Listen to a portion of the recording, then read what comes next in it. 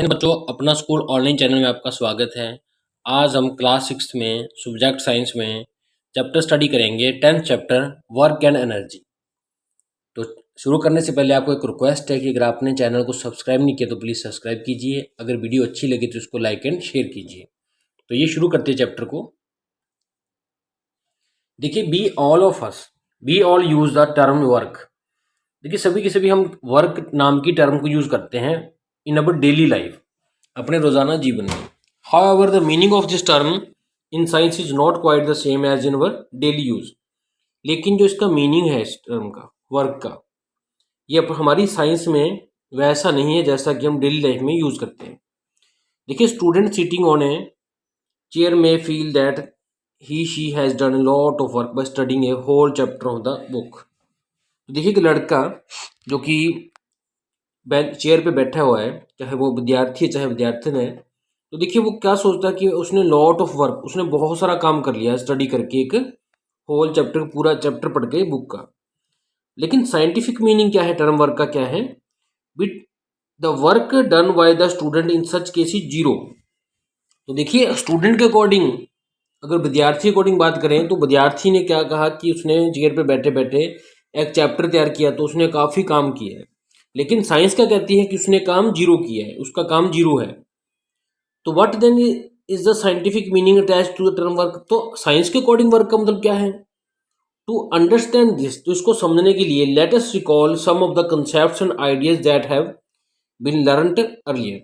तो इस चीज़ को समझने से पहले, अंडरस्टैंड करने से पहले हम रिकॉल करते हैं, वो चीज़ों को दोबारा से याद करते हैं, वो कंसेप्ट को, वो आइडियाज़ को जो हमने सीखे थे पहले। तो ये बात करते हैं,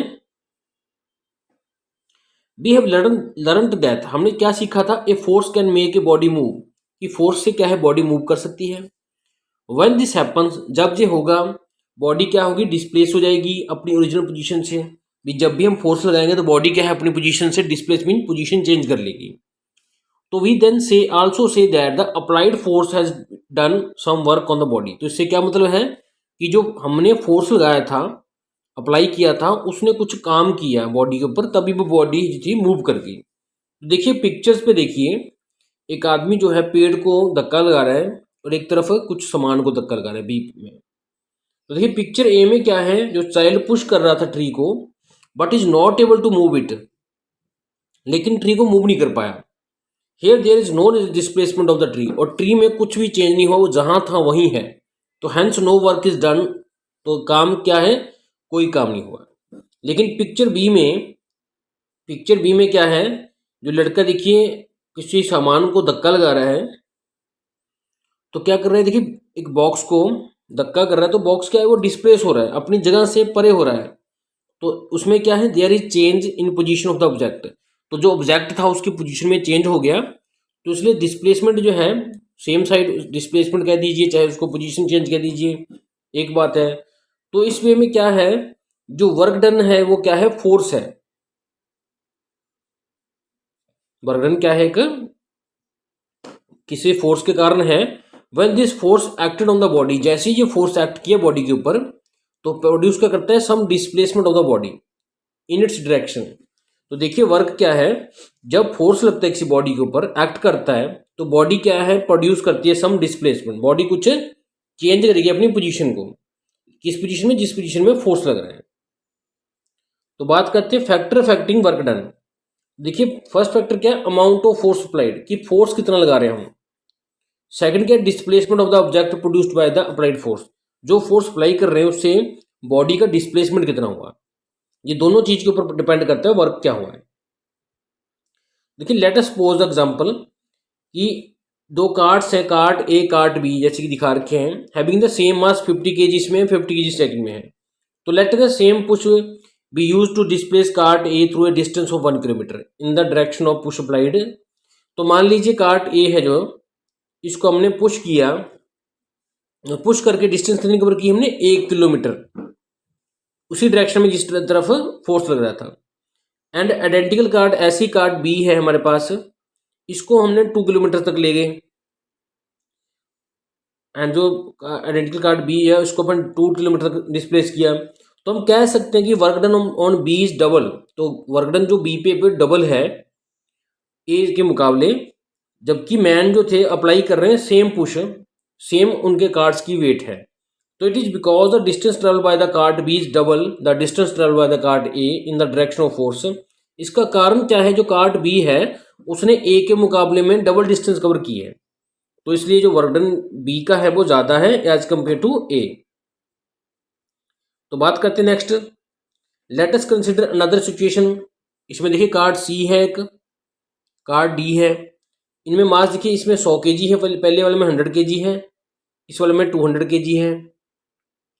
अब देखिए क्या है, let both of them be moved through a distance of 1 kilometre, तो दोनों को 1 किलोमीटर तक, तो 1 किलोमीटर ये मूव किया, 1 किलोमीटर ये मूव किया।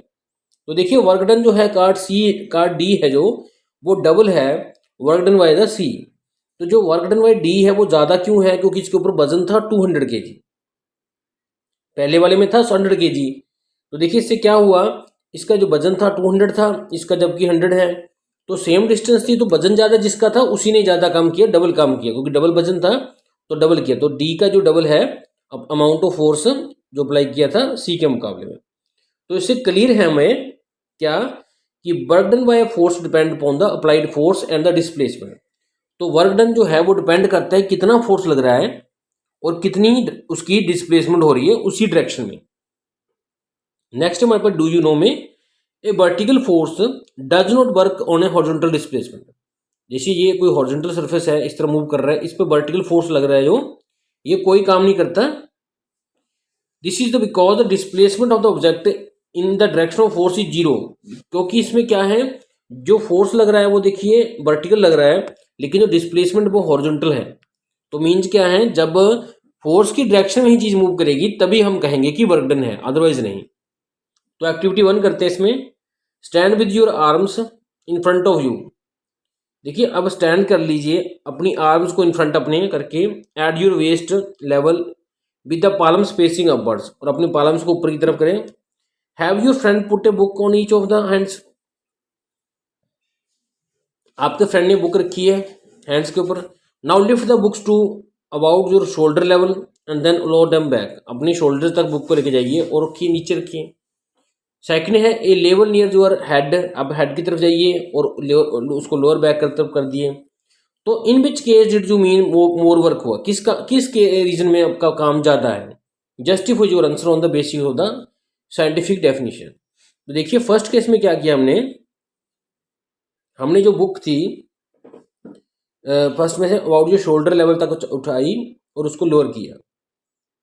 अब सेकंड में क्या किया, लेवल नियर जो हेड तक ले गए उसको लोअर किया। तो जो देखिए फोर्स लग रहा है वो किस डायरेक्शन में लग रहा है उसके अकॉर्डिंग हम इसको डिसाइड करेंगे। नेक्स्ट आता है इसमें वर्क एंड एनर्जी का। तो व्हेन वी कम होम, जब हम घर आते हैं आफ्टर प्लेइंग, खेलने के बाद, वी आर टायर्ड, हम थक जाते हैं। We do not feel like doing anything, हम ऐसे जी करते हैं कुछ ना करें। In other words our capacity to do work has decrease, हमारा जो काम करने की कैपेसिटी होती है, क्षमता होती है, वो डिक्रीज हो जाती है, कम हो जाती है। When we take some refreshment, जब हमें कुछ खाना पीना मिल जाता है, आराम मिल जाता है, we feel active and energetic again, हम दोबारा से एक्टिव हो जाते हैं और एनर्जेटिक हो जाते हैं। इन अदर वर्ड्स, दूसरे शब्दों में, our capacity to do work has increase, हमारी काम करने की क्षमता जो है बढ़ जाती है। We consider the capacity to do work as energy, तो काम करने की इसी क्षमता को, कैपेसिटी को हम कहते हैं एनर्जी, ऊर्जा। इसलिए एनर्जी जो है वो अप्लाई करी जाती है बॉडी के ऊपर काम करने के लिए। It is the energy stored in arm muscles, ये हो सकती है एनर्जी क्या है, ये आर्म के मसल्स में हो सकती है। That enables the player to throw a ball, जिसके कारण जो प्लेयर है वो बॉल को थ्रो करता है। The energy stored in a battery, battery में हो सकती है स्टोर की हुई, जिससे कि रेडियो अपना प्ले करते हैं म्यूजिक, और कार को मूव करते हैं बैटरी से। The player uses energy stored in her muscle, जो प्लेयर है वो देखिए अपने मसल्स में जो एनर्जी उसको स्टोर को यूज़ करता है। वेरे जो रेडियो है वो एनर्जी जो कि स्टोर थी बैटरी में उसको यूज़ करता है। तो means capacity to do work क्या है, एनर्जी। तो देखिए जो एनर्जी है at present stored different forms में, इसके बारे में बात करते हैं। तो फॉर्म्स ऑफ एनर्जी की बात करते हैं, मैकेनिकल एनर्जी। तो देखिए if we let stone drop from a height on a earthen pot, अगर हम अर्थ के मीन्स की मिट्टी के बर्तन के ऊपर किसी स्टोन को ड्रॉप करते हैं, what is likely to happen, क्या होगा, the pot is likely to break, जो पॉट है वो मिट्टी का टूट जाएगा। Similarly when we raise a hammer to the height of our shoulders, जब हमें किसी हैमर को अपने शोल्डर से ऊपर तक उठा के हिट करते हैं एक प्लास्टिक शीट को, तो जो शीट है वो ब्रेक हो जाती है इन स्मॉलर पीसेस में, छोटे छोटे पीसेस में ब्रेक हो जाती है। अब here the stone and the hammer, इस दोनों केसेस में स्टोन और हैमर को क्या कह सकते हैं हम, इनमें एनर्जी है, पोजेस करते हैं एनर्जी को, due to their raise height, क्योंकि उनकी हाइट बढ़ी हुई थी। This type of energy is called potential energy, इस तरह की एनर्जी को कहते हैं potential energy. We think of this as energy stored in the object due to their position और कंडीशन, तो इसलिए जो एनर्जी है जो हम इसको कह सकते हैं कि किसी ऑब्जेक्ट में स्टोर्ड है उसकी पोजीशन के कारण, उसकी कंडीशन के कारण। तो देखिए नेक्स्ट बात करते हैं, we can easily realise that moving objects also possess energy, कि जो मूविंग ऑब्जेक्ट्स होते हैं, मोशन में होते हैं, उनमें भी एनर्जी होती है। For example a fast moving ball can break the glass pane of the window, तो देखिए फास्ट सी बॉल आई वो आसानी से विंडो का पेन शीशा तोड़ सकती है। और एक ग्लास मार्बल शॉट एक कैटापल्ट, एक गुलेल, जो गुलेल से हम एक स्टोन को शूट करते हैं वो भी किसी पर्सन को इजीली हर्ट कर सकता है, नुकसान कर सकता है। तो moving ball hitting another ball at rest, एक मूविंग बॉल अगर दूसरी बॉल पे लगेगी जो कि स्टेशनरी थी, तो वो उसमें भी क्या है, कॉज करेगी कुछ मूवमेंट को। तो flowing water can move a log of wood from one place to another, तो जो बहता हुआ पानी है वो भी लकड़ी को एक जगह से दूसरी जगह मोशन में ला सकता है। तो दिस फॉर्म ऑफ एनर्जी जो पोजेस की जाती है ऑब्जेक्ट द्वारा दर्शाई जाती है, इसको कहते हैं मोशन के कारण होती है जो kinetic energy of the object, कि उसकी kinetic energy. If an object possesses either potential और काइनेटिक एनर्जी और both we can say the object has mechanical energy, अगर किसी ऑब्जेक्ट में पोटेंशियल मीन उसकी स्टेशनरी होने के कारण, काइनेटिक मीन उसके मोशन के कारण, जब दोनों एनर्जीज हैं तो कहते हैं उसको मैकेनिकल एनर्जी, उसमें मैकेनिकल एनर्जी है। अब बात करते हैं हीट एनर्जी की। Let us boil some water in a container covered with lid and observe what happens to the lid, तो देखिए एक कंटेनर में पानी को बॉयल करेंगे, लिड ये है लिड वाला हिस्सा। अब इसको देखिए थोड़ा सा देखिए क्या होता है, lid is seen to move up and down, lid क्या है अप एंड डाउन थोड़ी सी वाइब्रेट होनी शुरू हो जाएगी। The steam form due to the heat, जो कि स्टीम फॉर्म हुई थी पानी से हीट के कारण, makes the lid move up and down, उसके कारण क्या है लिड जो है अप एंड डाउन मूव करना शुरू कर जाती है। It shows that heat is a form of energy, इससे पता लगता है जो हीट है वो भी एक तरह की एनर्जी है, क्योंकि वो क्या करती है, मूव करती है। तो बात करते हैं हीट की, तो heat is one of the most common form of energy, तो हीट क्या है, एक कॉमन सी अपनी फॉर्म है एनर्जी की। द सन हीट्स वार्म्स और अर्थ, जो सन है वो क्या करता है, उसकी हीट से हमारी अर्थ वार्म होती है। This enables us to support a vast variety of life, इससे हमारे काफ़ी तरह के जो जीवन हैं, जो टाइप्स के पेड़ पौधे हैं, ऑर्गेनिज्म हैं, वो लिव करते हैं। The heat given out by burning of fuel, अब फ्यूल को जलाने से जो एनर्जी निकलती है उसको यूज़ करते हैं टू पावर द इंजन को चलाने में। That run our cars aircraft rockets, जो कि हमारे रॉकेट्स को, कार्स को, एयरक्राफ्ट को चलाते हैं। नेक्स्ट डू यू नो में, nowadays we have vehicles like cycles, cars, bus, train, aircraft. आज की डेट में हमारे पास गाड़ियां हैं, जैसे कि साइकिल है, कार है, बस है, ट्रेन है, एयरक्राफ्ट है। That can move from one place to another, जो एक जगह से दूसरी जगह मूव कर सकते हैं, using the heat energy receive from the sun, किस एनर्जी को रिसीव कर कर, सन की एनर्जी को रिसीव कर कर, मीन सोलर से चलते हैं। तो बात करते हैं केमिकल एनर्जी की next. When we strike a matchstick against a specific position of the matchbox, जब भी हम मैच बॉक्स की एक खास पोजीशन के ऊपर मैच स्टिक को, तिल्ली को रगड़ते हैं, स्ट्राइक करते हैं, व्हाट हैपन्स, देखिए ये ऐसे दिखा रखा है, क्या करते हैं, देखिए क्या होता है, इस स्पार्क इज प्रोड्यूस्ड, एक स्पार्क प्रोड्यूस होता है जो हीट देता है और लाइट देता है। इन other words, material used on match stick produces energy when it strikes against the match box. तो अदर वर्ड्स में हम कह सकते हैं कि एक मटेरियल जो कि मैच स्टिक पे लगा हुआ था वो क्या करता है, प्रोड्यूस करता है एनर्जी जब ये स्ट्राइक होती है माचिस के साथ। The energy is called chemical energy. देखिए वुड, कोयला, लकड़ी, जो डीजल है, have chemical energy stored in them, इनके अंदर क्या है, केमिकल एनर्जी स्टोर्ड हुई हुई है। और chemical energy stored in a battery is often use to light up a torch. तो केमिकल एनर्जी जो टॉर्च में थी, बैटरी में थी, वो भी क्या है, किसी चीज को, टॉर्च को जलाने के काम आती है। तो नेक्स्ट बात करते हैं लाइट एनर्जी की। तो देखिए sun is the main source of light. जो सन है हमारा वो मेन सोर्स है लाइट का। It is a sunlight that helps us to see the things. तो सनलाइट के कारण ही हम डे में क्या है, चीज़ों को देख सकते हैं। Light energy of the sun is use by the green plants to make their food. तो ग्रीन प्लांट जितने भी हैं वो सन की लाइट से क्या है, हमारा अपना जो भोजन है, फूड बनाते हैं। Tubelights, electric bulbs, lasers, LEDs are some of the man made source of energy light. तो जो मैन मेड सोर्स हैं लाइट के वो कौन से हैं, अपने इलेक्ट्रिक बल्ब्स हैं, लेजर्स हैं, एलईडीज हैं। तो ये देखिए मैन मेड हैं, जो हमें रात को भी रोशनी देते हैं। तो सन हमारा मेन सोर्स है लाइट का, और जो बल्ब है वो मैन मेड सोर्स है। तो बात करते हैं डू यू नो में, solar cells change light energy into electricity. Solar cells क्या करते हैं, लाइट को बिजली में बदल देते हैं। They are often use in electronic devices. इनका यूज हम इलेक्ट्रॉनिक डिवाइसेस में करते हैं, जैसे कि कैलकुलेटर्स में। Their main use in the space, ये ज़्यादातर स्पेस में यूज करते हैं। Where they are use to power the satellites, जहाँ पे ये सैटेलाइट्स को क्या है, पावर देते हैं, हीट लाइट को कन्वर्ट करके इलेक्ट्रिसिटी में। नेक्स्ट बात करते हैं साउंड एनर्जी की। Sound is also a form of energy. Sound भी एक तरह की एनर्जी है। इट इज प्रोड्यूस, जब कब प्रोड्यूस होती है, व्हेन ऑब्जेक्ट वाइब्रेट्स, जब कोई ऑब्जेक्ट जो वाइब्रेशन करता है, देखिए जैसे दिखा रखा है, तब क्या है, ये प्रोड्यूस होती है। For example when we strike a drum, जब हम ड्रम को स्ट्राइक करते हैं जोर जोर से, तो ड्रम स्टिक के साथ, तो ये वाइब्रेट करता है एंड प्रोड्यूस करता है sound. A sound produces a pleasant effect only when it is not too loud and is musical in nature. लेकिन जो ये देखिए साउंड है जो ड्रम से आ रही है, ये प्लीजिंग मीन अच्छी तभी लगेगी जब ये ज़्यादा लाउड ना हो, ज़्यादा तेज ना हो, और ये म्यूजिकल नेचर की हो।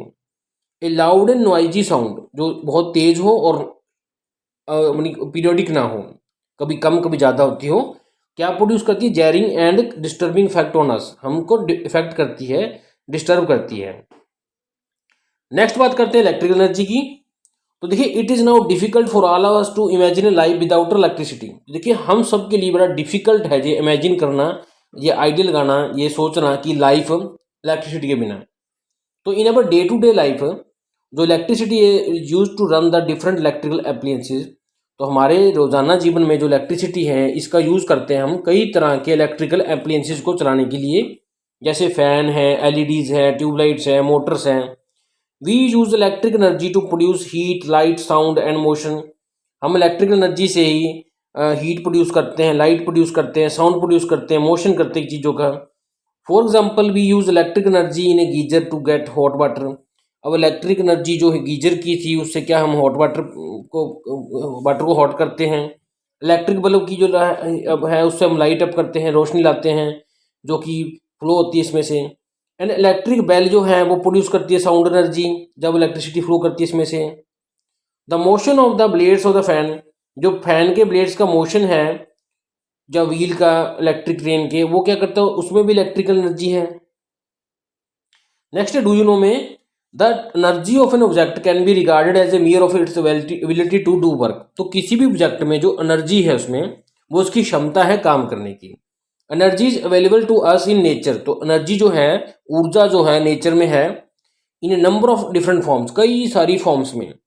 We can convert one form of energy into another. हम एक एनर्जी को एक फॉर्म से दूसरी फॉर्म में कन्वर्ट कर सकते हैं।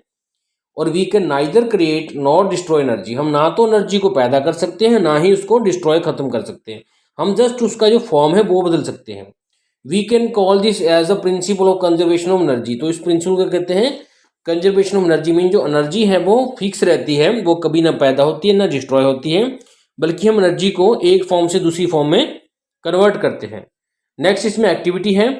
इसमें देखिए आपका जो लुक अराउंड हाउस होल्ड में अपने आसपास देखिए एप्लियंसेस को, आइटम्स को, उनकी एनर्जी देखिए कहाँ से मिलती है। तो उसका कैटेगरी बनाइए, मैकेनिकल एनर्जी कौन सी देती हैं, हीट एनर्जी कौन सी यूज़ करते हैं, केमिकल कौन सी, लाइट एनर्जी कौन सी, साउंड कौन सी, इलेक्ट्रिकल कौन सी। तो thanks for watching this video.